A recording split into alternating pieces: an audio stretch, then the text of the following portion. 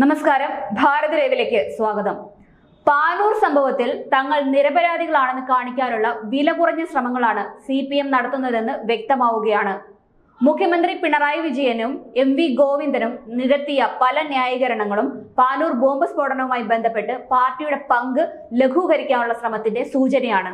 മരിച്ച ഷെറിന്റെ സംസ്കാര ചടങ്ങിൽ പ്രാദേശിക CPM നേതാക്കളും KP മോഹനൻ MLAയും പങ്കെടുത്തതിനെ മനുഷ്യത്വത്തിന്റെ ഭാഗം മാത്രമായി കണ്ടാൽ മതിയെന്നാണ് മുഖ്യമന്ത്രി ഇന്നലെ പ്രതികരിച്ചത്.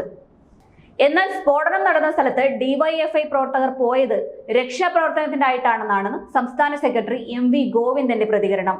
സ്ഫോടനത്തിൽ ഒരാൾ കൊല്ലപ്പെട്ടതും കേസിൽ DYFI കുന്നോത്തുപറമ്പ് യൂണിറ്റ് സെക്രട്ടറി അടക്കമുള്ള പ്രവർത്തകർ അറസ്റ്റിലായതും CPMനെതിരെ കൈ ചൂണ്ടാൻ കാരണമായി. ഈ സംഭവത്തിൽ പാർട്ടിക്ക് ഒരു പങ്കുമില്ലെന്നാണ് പറഞ്ഞതെങ്കിലും സംഭവവുമായി ബന്ധപ്പെട്ട് പിടിയിലായവർ CPM പ്രവർത്തകരാണെന്നതിന്റെ തെളിവുകളുണ്ട്. ബോംബ് നിർമ്മാണത്തിനിടയിൽ ഉണ്ടായ സ്ഫോടനത്തിൽ ഒരാൾ മരിക്കുകയും 10ഓളം പേർക്ക് പരിക്കേൽക്കുകയും ചെയ്ത സംഭവത്തിൽ 2 പേർ കൂടി അറസ്റ്റിലായി കഴിഞ്ഞു.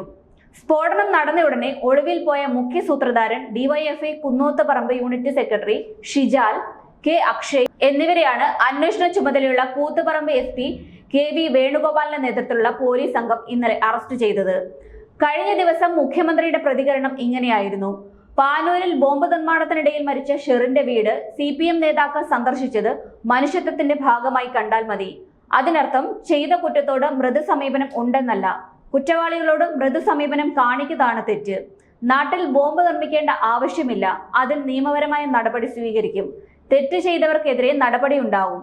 വീടിനടുത്ത് ഒരാൾ മരിച്ചാൽ ക്രിമിനൽ കുറ്റം ചെയ്ത ആളാണെങ്കിലും പോവില്ലേ? അത് സ്വാഭാവിക നടപടിയാണ്.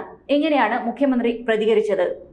പാനൂരിൽ ബോംബ് നിർമ്മാണത്തിനിടയിൽ ഒരാൾ കൊല്ലപ്പെട്ട സംഭവത്തെ രാഷ്ട്രീയമായി കാണേണ്ടതില്ലെന്നും മുഖ്യമന്ത്രി പറഞ്ഞു.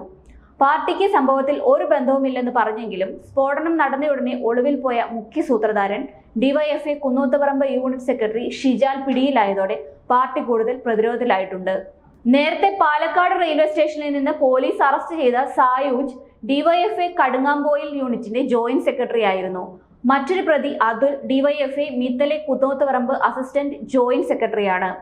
ബോംബ് നിർമ്മാണത്തിന് പിന്നിൽ ഗുണ്ടാ സംഘങ്ങളുടെ കുടിപ്പകയാണെന്ന പോലീസ് കണ്ടെത്തൽ പുറത്തു വന്നതിന് പിന്നാലെയാണ് DYFI നേതാക്കളുടെ അറസ്റ്റ്. പ്രദേശത്ത് അപ്രമാദിത്വം സ്ഥാപിക്കാനാണ് ബോംബ് നിർമ്മിച്ചതെന്നാണ് അറസ്റ്റിലായവർ നൽകിയ മൊഴിയെന്ന് പോലീസ് പറയുന്നു.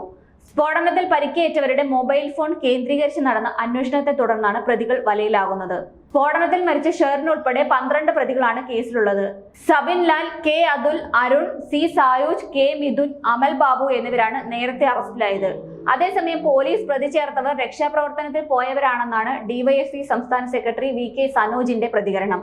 എന്നാൽ സംഭവത്തിൽ CPMനെ വെള്ളപൂശാനുള്ള ആസൂത്രിത നീക്കത്തിന്റെ ഭാഗമായിട്ടാണ് ഇത്തരം വാദങ്ങളെന്ന വിമർശനം ശക്തമാവുകയാണ്.